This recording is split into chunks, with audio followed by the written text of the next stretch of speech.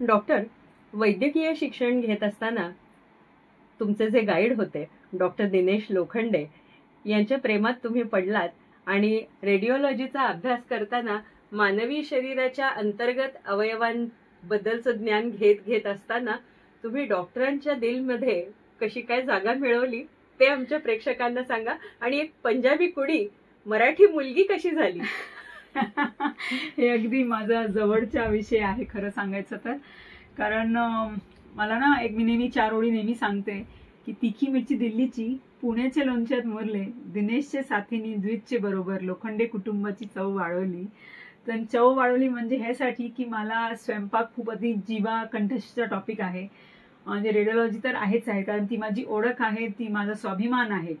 शिरण्याचा मार्ग पोटातून जातो, त्यामुळे डॉक्टर रितूंनी सगळ्यांच्या मनाला किती छानपणे हात घातला आणि तो देखील स्वयंपाकाच्या माध्यमातून, हो की नाही? तर डॉक्टर रितू लोखंडे हे एक अतिशय बहुआयामी मल्टीफेसेटेड व्यक्तिमत्व. आज आपण त्यांना भेटलो.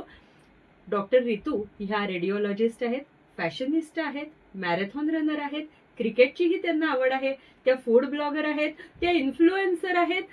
अशा multi multi multi faceted Ritu Lokhande यांच्या व्यक्तिमत्वाची छोटीशी झलक आजच्या मनस्विनी कार्यक्रमामधून आपण जाणून घेतली.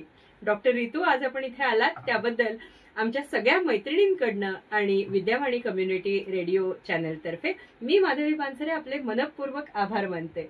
धन्यवाद, धन्यवाद, खूप खूप धन्यवाद.